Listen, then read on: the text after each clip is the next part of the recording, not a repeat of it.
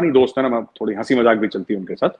मैं उनसे बोलता हूँ कि थोड़ा हंसी मजाक मजाक में हमारी बात चलती है। मैंने बोला यार आपने 800 सबकी आती है, जब दूसरी साइड की बैटिंग आती है फिर रोना कैसा है इसमें, फिर बुरा कैसा मानना? दूसरा भी तो बैटिंग करेगा ना। आप बोलेंगे नहीं नहीं मेरा बल्ला है, मैंने बैटिंग कर दी, अब मैं घर जा रहा हूं। तो देखिए जब हम ये बातें करते हैं, हाँ एक लेवल पे हमें सोचना होगा। जैसे अब मस्जिद की आप कभी अ, आप छोड़ दीजिए किसने क्या करा किसने, ये छोड़ दीजिए, आप कभी भी इंडिया आएंगी, ठीक है, अभी ज्ञानवापी मस्जिद की बात चल रही है, आपने भी सुना होगा जो बात है, आप खुद जाके देख लीजिएगा।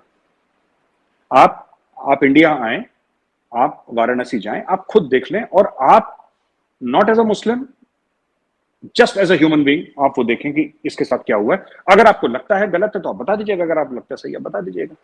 ठीक। अब क्या होता है कि मैं आपको बताता हूं हुआ क्या है। हिंदुओं को बात क्या खटकती है? हिंदुओं को बात ये खटकती है कि जैसे आप कोई मस्जिद बनाएंगे और उसकी जो सीढ़ियां बनाएंगे ना, उसके नीचे पुराने मंदिर की मूर्तियां होंगी या पुराने मंदिर की कोई कार्विंग्स होंगी। कई लोगों का यह कहना है, मैं लोगों को कोट कर रहा हूं यहां पे, कई लोगों का कहना है कि this is an act of an invader and it is an act of deliberate humiliation, कि हम तुम्हारे साथ ये इसलिए कर रहे हैं क्योंकि हम कर सकते हैं और तुम क्या कर लोगे।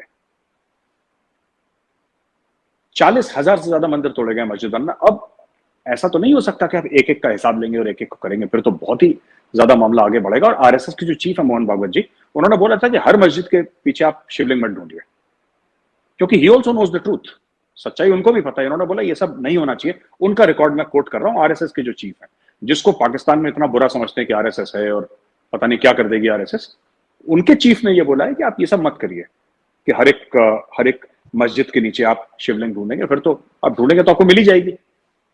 क्योंकि जो पुराने मस्जिद है वो तो ऐसे ही बने थे, उनको बस कन्वर्ट कर दिया और उनको थोड़ा ये कर गुरा के आप, यही ज्ञान व्यापी में भी मिला, यही सब हो रहा है यहाँ पे।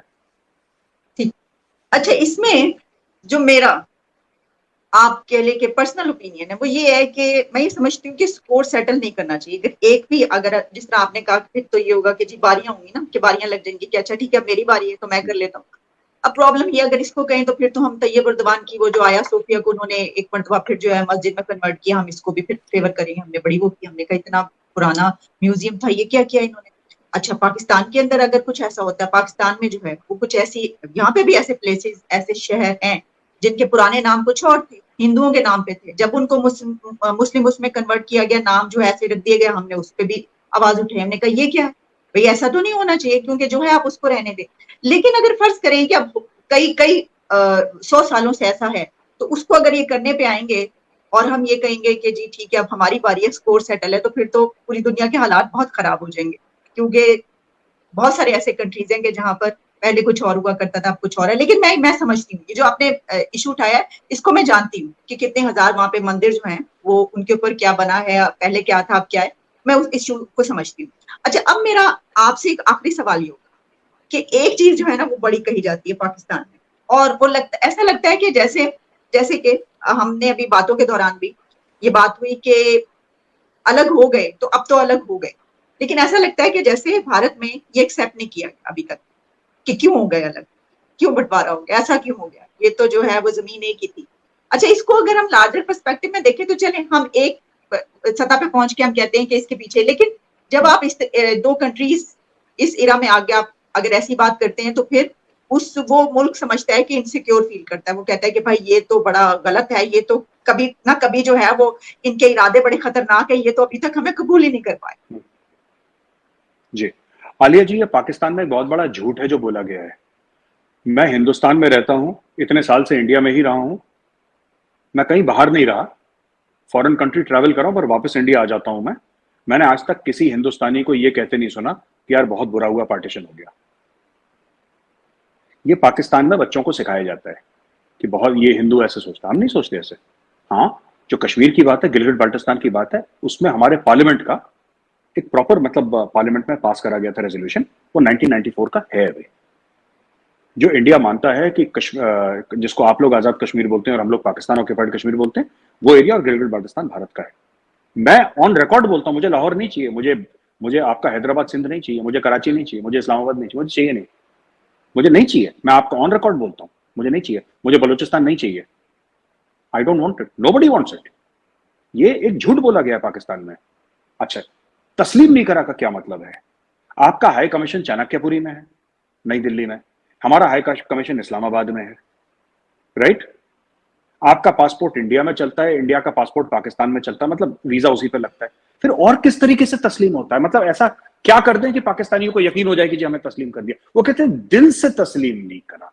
अब ये तो बड़ी अजीब सी बात है कि दिल से तस्लीम नहीं करा। दिल से, देखिए बात ये होती है ना कि दिल से तस्लीम नहीं करा। मैं आपको बताता हूं इसमें इशू क्या है।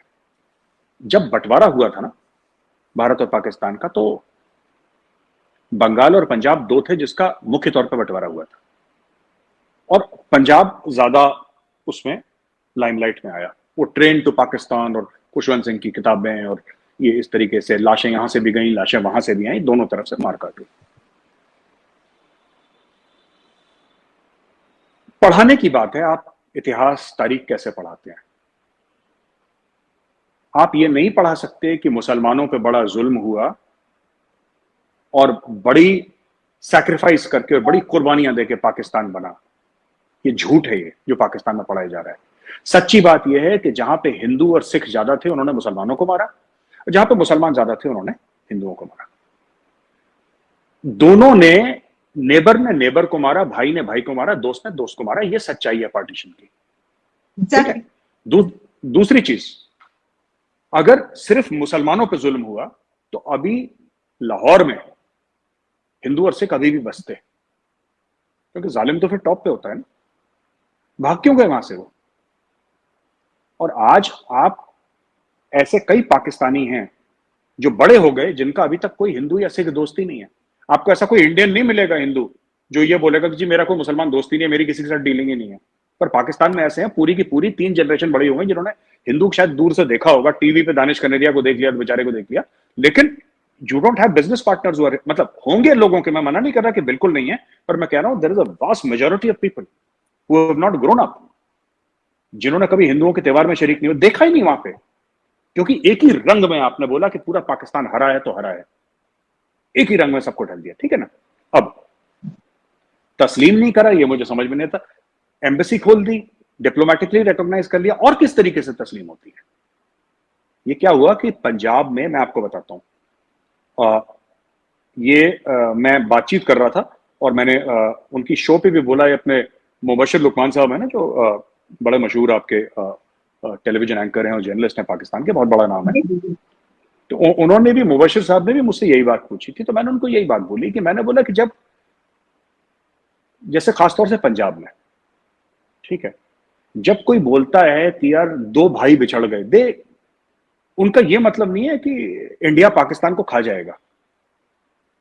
उनका ये मत, they talk from a point of view of emotion. यहां पे अभी भी आपको 80-85 साल पुराने अपने लोग मिल जाएंगे, बुजुर्ग जो हैं इंडिया में, जिनकी यादें जुड़ी हैं लाहौर से, जिनकी गुजरावाला से यादें जुड़ी हैं, जिन्होंने बचपन वहां पे काटा। देखिए, हम कौन होते हैं पाकिस्तान को तस्लीम करने या ना करने वाले? पाकिस्तान तो हकीकत है। अगर कल इंडिया बोलता है कि जी हम तस्लीम नहीं करते, उससे क्या हो जाएगा? पाकिस्तान गायब हो जाएगा रातों रात? ऐसा तो नहीं है।